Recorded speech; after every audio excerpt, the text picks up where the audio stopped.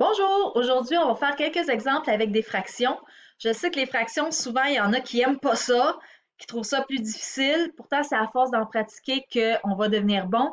Puis il faut savoir que c'est vraiment utile les fractions parce que ça nous donne des réponses plus précises que quand on met en décimale puis qu'on arrondit. Des fois en mathématiques, on va avoir besoin de cette précision-là. Donc, on va pratiquer un petit peu des exercices avec des fractions. Alors, je suis à la page 42 de vos notes de cours. Page 42, on va faire le G ensemble. Alors, j'ai ici des parenthèses qui sont multipliées par des fractions. Donc, quand je multiplie des parenthèses, je viens faire mes flèches, je distribue sur ma parenthèse. Je vais faire 2 tiers fois 6b et 2 tiers fois moins a. Quand je multiplie des fractions, je multiplie les numérateurs ensemble, les dénominateurs ensemble. 6b moins a, ils n'ont pas de dénominateur, donc c'est comme si c'était sur 1. Alors, ça va me faire 2 fois 6b, ça me donne 12b sur 3 fois 1, 3. 2 fois moins a, ça fait moins 2a sur 3 fois 1, 3. Même chose pour l'autre parenthèse. 7 fois 2b, ça nous donne 14b sur 6. C'est comme si j'avais 6 fois 1. 7 fois moins 3, moins 21, moins 21a, sur, ici c'est comme si j'avais 6 fois 1 encore, donc sur 6. J'ai fait ma multiplication. Là, je suis rendue à additionner mes termes semblables. Mais pour additionner des fractions, je vais avoir besoin de les mettre au même dénominateur commun. Donc, je vais faire ça avant de regrouper mes termes semblables. Donc ici, je vais choisir de mettre ça sur 6. Pour passer de 12b sur 3 à une fraction sur 6, ce que je fais, c'est que je fais fois 2. Donc, si j'ai multiplié par 2 au dénominateur, je fais la même chose au numérateur, ça va devenir 24b. Ici, mon 2a sur 3 va devenir moins 4a sur 6. Et le reste, ça ne change pas, ça reste tel quel, étant donné que c'était déjà sur 6. Là, je peux faire mon code de couleur. Alors, je vais regrouper mes termes semblables. Les B avec les B, les A avec les A. Oups, mauvaise couleur. Mettre ça en jaune. Les A avec les A. Et maintenant, je vais commencer par additionner mes A. Moins 4A, moins 21A, ça va me donner moins 25A sur 6.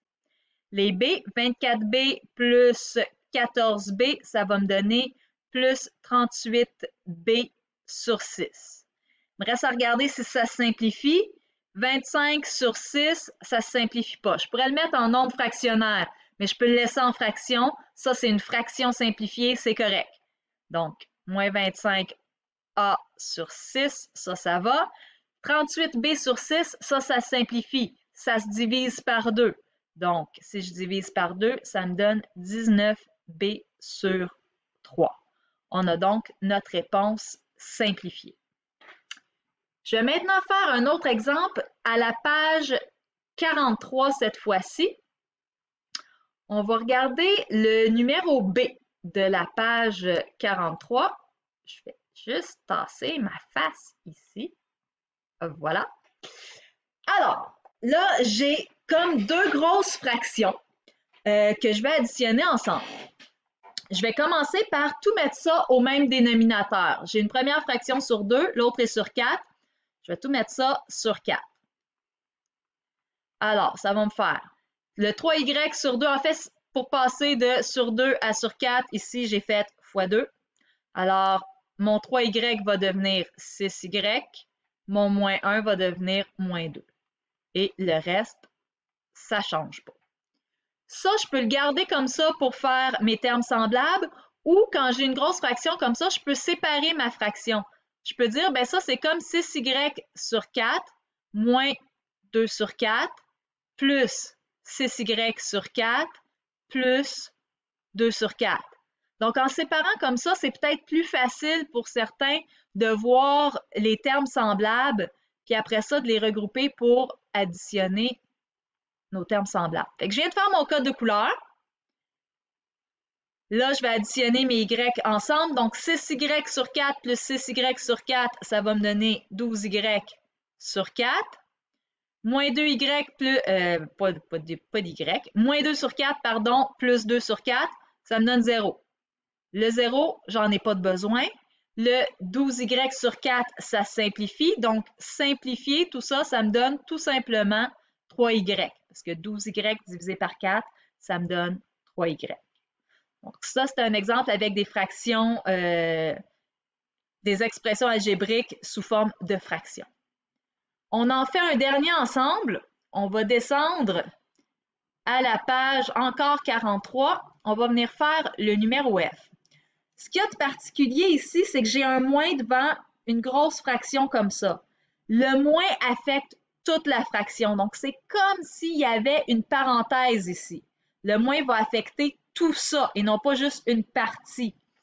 Alors, je vais tout de suite le splitter. Ça va me faire 3y sur 2 moins 1 sur 2 moins, entre parenthèses, 6y sur 4 plus 2 sur 4. Je vais venir distribuer mon moins. Donc, comme quand on fait une soustraction, ça va venir changer mes signes. Donc, 3y sur 2 moins 1 demi. Moins 1 fois 6y sur 4, ça fait moins 6y sur 4. Et moins 1 fois 2 quarts, ça fait moins 2 quarts. Donc là, je me suis occupée de mon moins. Je sais que mon moins a affecté toute ma fraction. Maintenant, je vais mettre au même dénominateur commun. Donc, rendu là, c'est la même chose qu'on faisait avant. Je mets au même dénominateur, je vais mettre ça sur 4. Ça va devenir 6y sur 4 moins 2 sur 4. Le reste ne change plus. Moins 6y sur 4 moins 2 sur 4. Je fais mon code de couleur. Comme ça ici. Voilà. Alors, 6y sur 4 moins 6y sur 4, ça fait 0y sur 4. Moins 2 sur 4 moins 2 sur 4, ça me fait moins 4 sur 4. Si je simplifie ça, le 0y sur 4, il disparaît. Puis moins 4 sur 4, on peut le simplifier, ça donne moins 1. Donc, ma réponse ici, c'est moins 1. Donc, à faire attention, ici, le piège, dans le fond, c'est que le moins est devant une grosse fraction, ça affecte toute ma fraction. Donc, quand on va séparer la fraction, il faut penser de distribuer notre moins sur tout ça comme si on avait une parenthèse. Maintenant, à vous de jouer. Voilà, au revoir.